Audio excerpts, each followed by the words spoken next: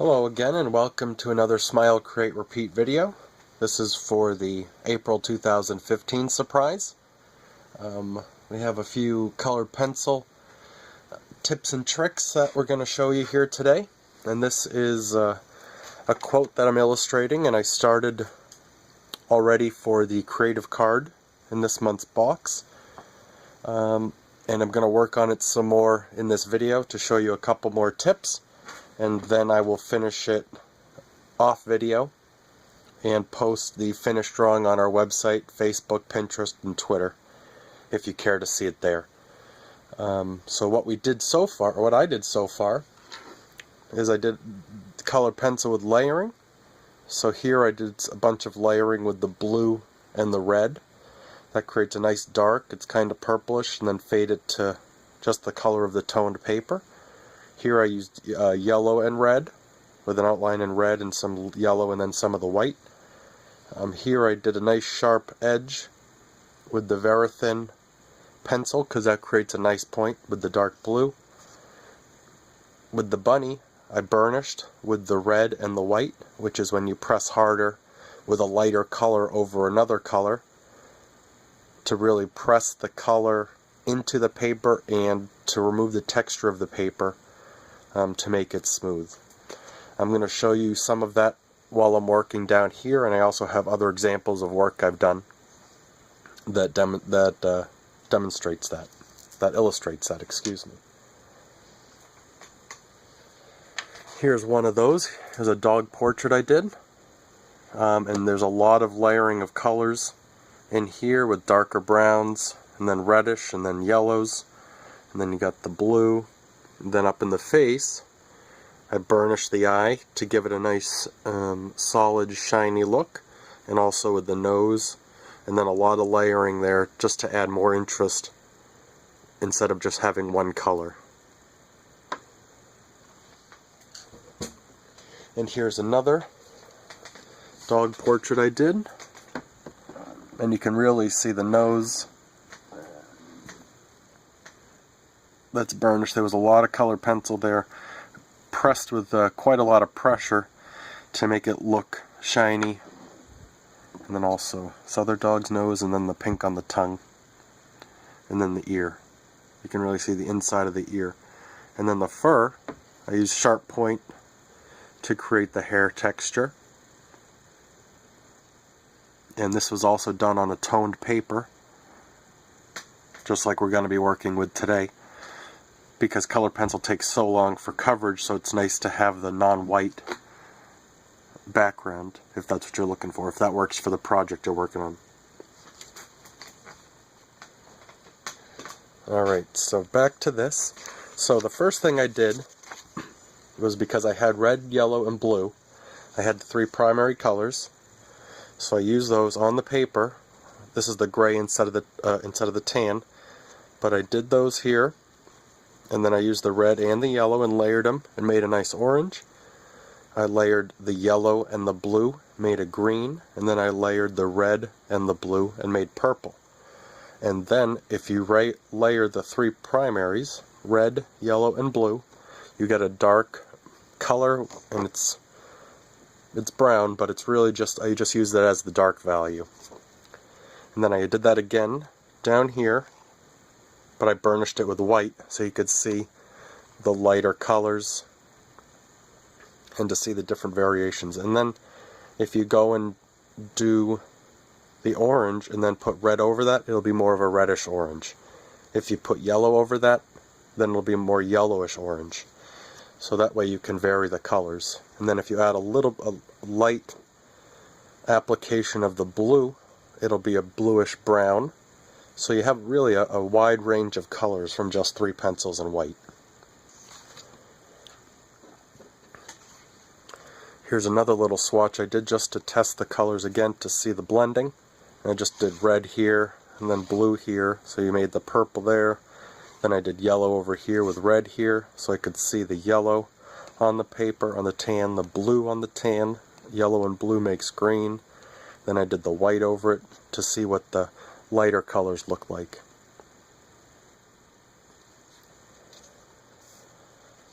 Alright, so let's get going on this. So, this month's demonstration was a quote. Is that where he hides the Easter eggs? That's what my kiddos said on the way to Easter Mass one year.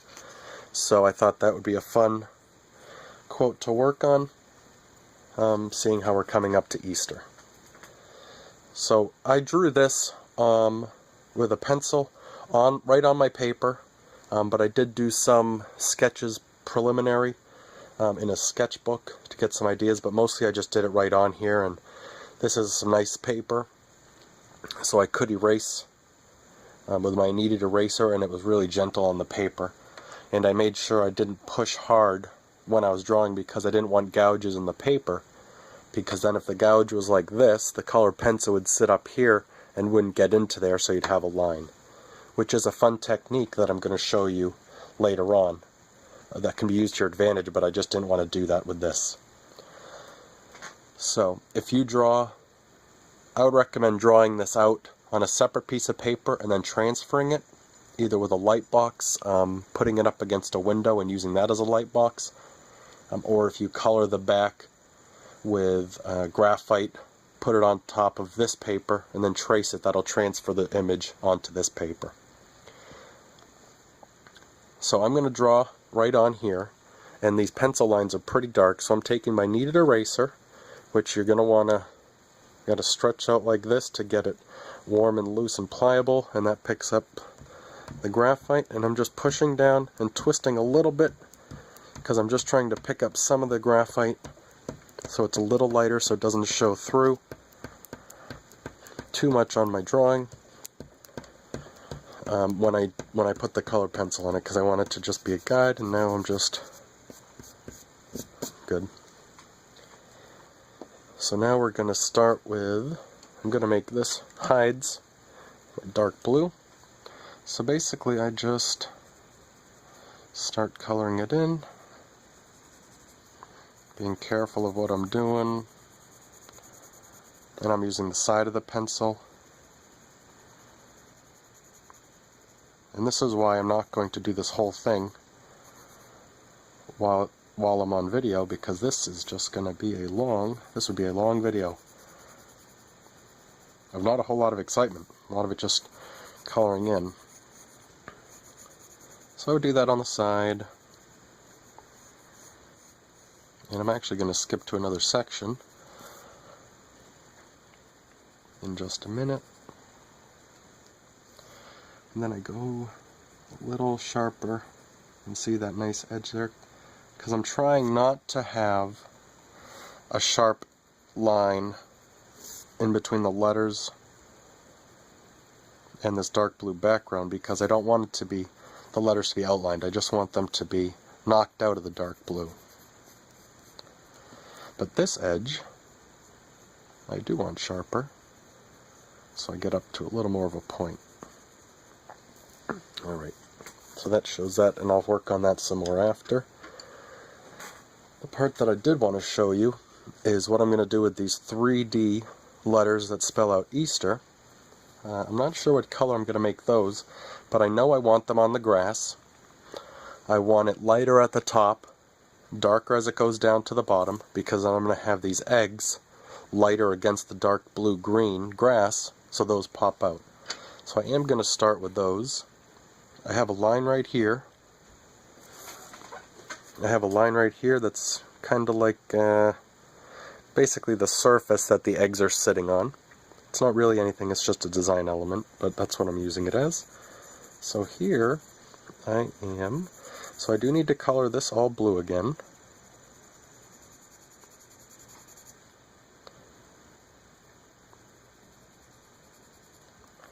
And I'm not using hard pressure, light pressure.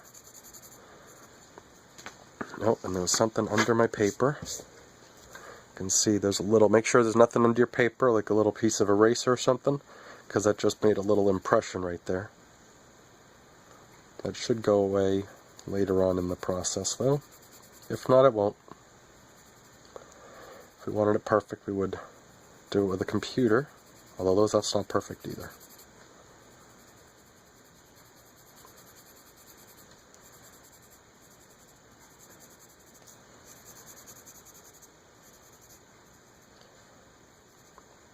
Oh, I put a little too much blue there. So let's go get the eraser shield. So this is an eraser shield. A really thin piece of metal with a bunch of holes cut into it. And I use this a lot on the portraits. And anywhere you need to really control the eraser. So this kneaded eraser is great because if you press it in your fingers, you can really make a nice fine point like that and really control what you're erasing. But if you have something that's already done, like, oh, maybe I forgot to color around the circle for the eye up there, so you'd put it down there and erase it. And this might take a little bit because you don't have a lot of room to really apply pressure, so you just gotta keep working it, and then that would erase it, but it would protect everything else you've done, so you have really good control over it. And these here are different size circles, so if you need a circle that big, so it's nice. And you can use these edges to create nice sharp edges on the letters if you need to, or whatever you're trying to do. So let's get back to the, I'm just going to do a little bit more of this and show you the layering. So the blue I think can be whatever I want, but a little bit less pressure at the top. Because now that's blending in, but I'll show you what's going to happen in a minute. And I have to look closely to make sure I don't color in the letters.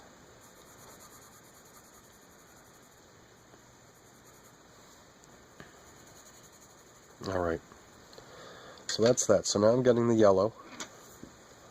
And this blue that hides is going to be dark.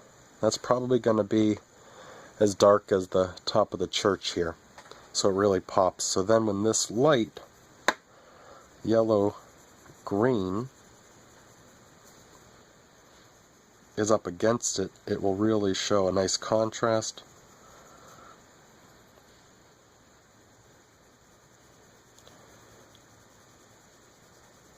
You also sometimes want to go in different directions. So before going sideways, vertical, sometimes in nice little circles. But right now I'm just trying to make this green.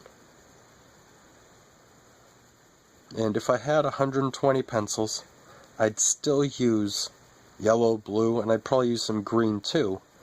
But I'd use 3 or 4 different shades of green, just because I like the excitement that it adds to the picture, having layers of color instead of just one color of green.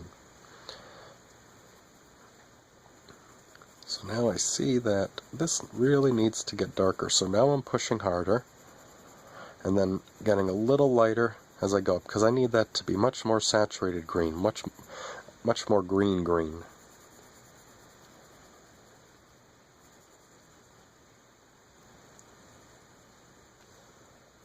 Then I'm cutting into the egg, so I want to make sure I keep that. And I keep rotating the pencil because it gets flat on one side, so I turn it so I can get the point again.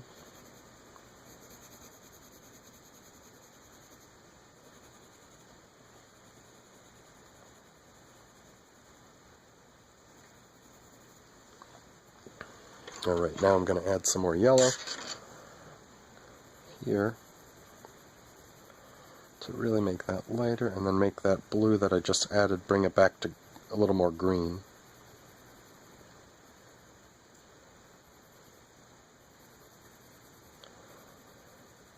Okay, now that that's pretty good, I'm going to add some red because I want to make this green darker.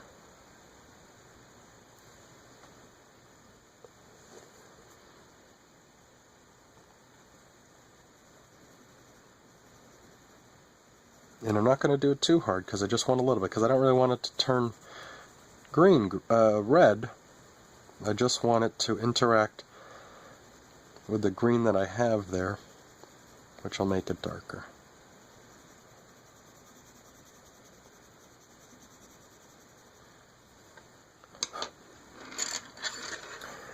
So you can see that that's darker.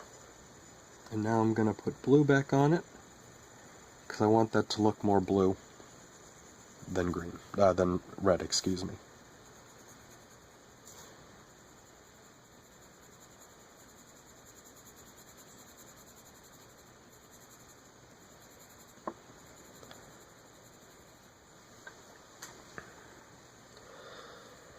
So once I make this part, whoops, I don't want to cover that.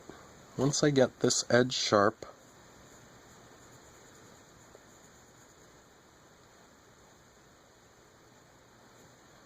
and this blue really as dark as I need it to be, this yellow grass will really recede back behind this hide shape, which is my hope.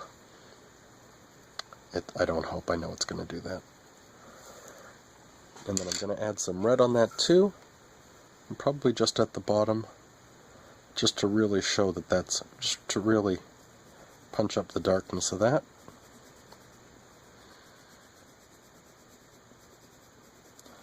And you can see that that's turning, there's much more red in there now, of course, and blue. So it's purple, and now I'm just going to make it darker.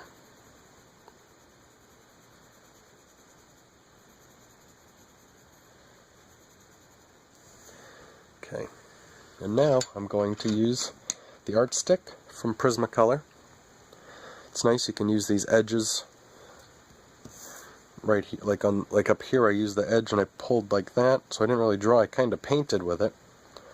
That's what I did, and now I'm going to use it on the grass here,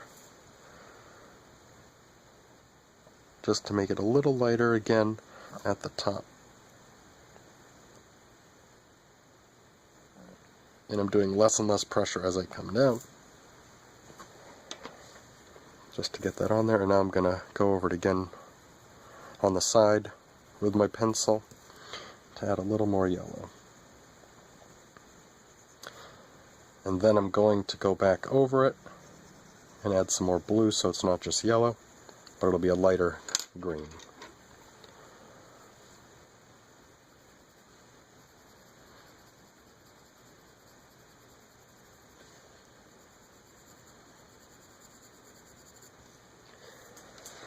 Alright, so there's that. So I'm going to keep working on that, and then I'll show you the finished drawing later on. And I might come back to that to show you a little more on there. But another thing I wanted to show you real quick is impressions. I'm going to get the gray paper, and this is kind of a neat technique that you can use if you're doing a cat portrait. You can use this as for whiskers or anything like that. So what I'm doing, and I would, if I was doing this for a real project, I would have a pencil drawing here already so I knew what I was going to do. But I'm just going to show you something. Just a little pattern. So I'm pushing hard with this ballpoint pen and just making a pattern.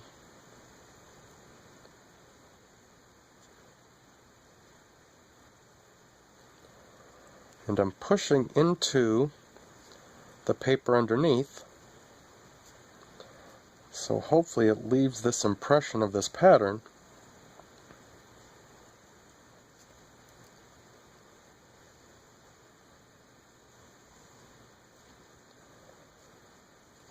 Let's see what it looks like.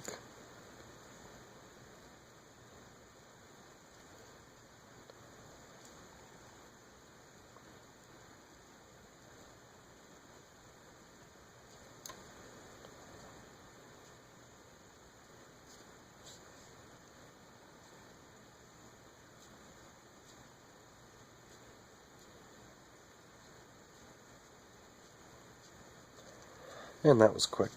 And now let's see. It did make an impression. Let's see if it did it enough. So I'm going to use the blue.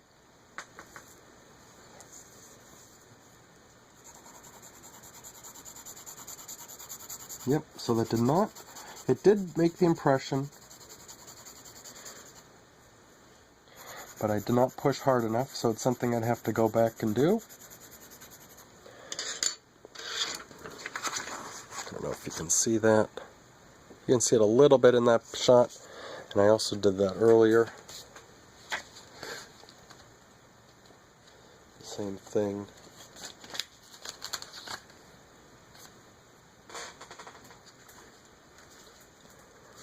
Right here. So you can really see. So that could be a really neat addition to add some design elements to your drawing.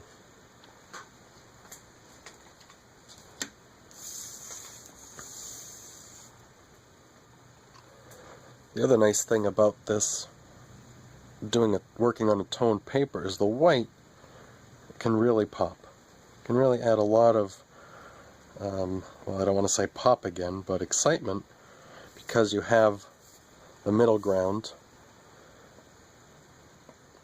with the toned paper, and then you can add lights to it, whereas white paper you obviously just have to add darks and just leave the lights out. And another way that this collection of tools works with the toned papers, you can use these without paying attention to color at all.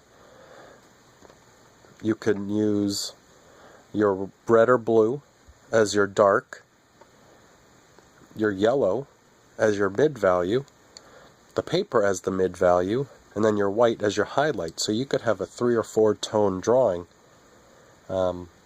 and really create some nice effects with that, with just these 4 simple tools. And these are all different brands and different pencils, so you have a real variety of, you can explore the variety of each different utensil to see the individual characteristics of each and how you like each one.